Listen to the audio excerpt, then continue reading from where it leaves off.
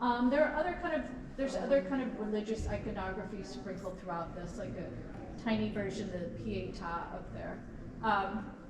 Over here we have Narciso, the patron saint of Girona, Spain, which is where Dalí says Columbus is from. And the legend of Narciso is that in order to get invaders out of Spain, he would unleash all these stinging, biting flies. Remember flies because we'll see them in the next work. Here he's unleashing a bunch of crosses to get invaders out of Girona. So this is one of Dalí's nuclear mysticism paintings. That's a genre he created himself, and it basically doesn't have like a true definition, but it's religion thrown into the blender with quantum physics, Dalí's imagination, and just kind of all blended up. When Dalí was deep into surrealism, which was like a 10-year block of time for him, he didn't paint in any religious themes because the surrealists were very anti-organized religion. But in and around surrealism, he painted a number of religious themed paintings. What else can I tell you about this? A work of this scale, Dalí did not use a ladder to get to the top of. In Port Ugat, where he had a studio in Spain, it was a 2-story building. He worked on the 2nd floor. There was a trough cut into the floor, so he would have the canvases lowered and raised on ropes according to the part that he was painting that day, because he liked to paint for the most part sitting down in a chair. So he definitely was not using a ladder to climb to the top of canvases like this. Wow.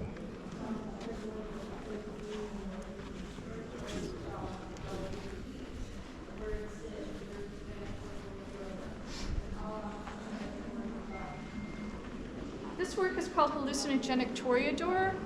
It's one of Dalí's most beloved double image paintings. But despite the title, Hallucinogenic Toreador, Dalí never did drugs. He had an expression, I don't do drugs, I am drugs. He had no need of needing a substance to help him get out of his head. Although he would do other things, like deliberately sleep deprive himself so that he would be like completely wired and crazy. So Dalí had a great love of bullfighting. So he always knew in the back of his mind that he wanted to do some major bullfighting work at some point. So he got the idea for it one day when he was shopping for his favorite colored pencils in the art store. And he was just looking at the box, staring at the box, and he was like, oh, I'm starting to see a face pop out of her torso. So I've just given you a huge clue. He decided to make a love story between the Venus de Milo and this guy, Manilotti, who was an actual bullfighter who was gored to death in the ring by a bull named Islero.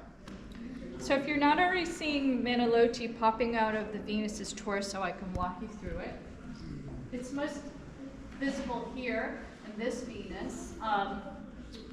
She's got a white skirt, but it's also his white shirt, and he's got a green tie, and at the base of the throat is a button.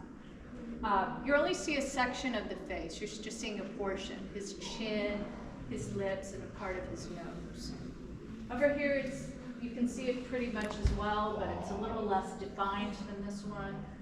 It's the Venus's red skirt, but it's also Manilotti's red cape wrapped around his neck.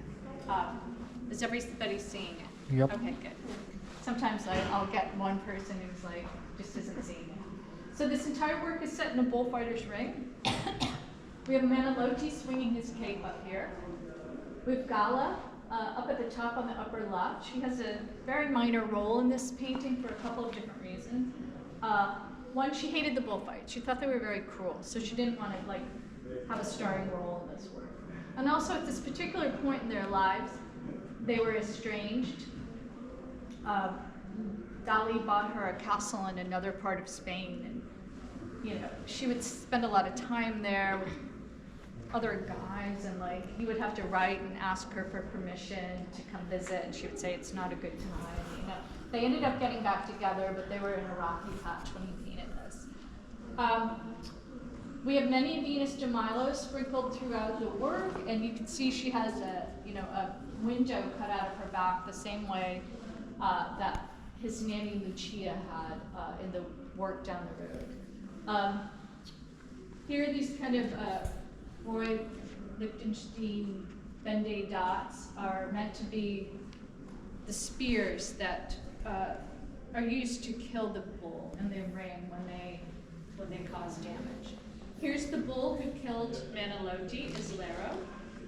But instead of an eye, he has a fly. And instead of like a bunch of blood beneath him, there's a beautiful body of Mediterranean blue water with a woman in a bikini floating on a raft. And then you have all of these flies leading down to Dalí as a little boy. So I mentioned Narciso and the legend of the stinging, biting flies in the painting, in the Christopher Columbus. Here Dalí's using flies to get tourists out of Club Med. They had built a Club Med in Port Ugat where he had his summer studio, and he was just like irate, he was furious, because there were tourists all over the place, and he just liked, like his calm was being disturbed. So he's trying to drive them out with all the flies here.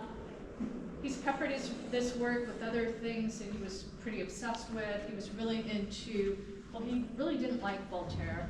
This whole section of the gallery's got a lot of Voltaire in it. He hated Voltaire because Voltaire was all about like being super rational, and Dalí was like anti-being rational. We have flowered at like its peak, which is supposed to represent for Dalí like women at their peak beauty. A lot of artists consider the Venus to be like the most beautiful woman of all time, so just trying to like put that all together. All right, one more work and then I set you free. Question. Yes. I've heard that the eye at the center of the Venus de Milo's face is the bullfighter's eye in the spirit of the bull.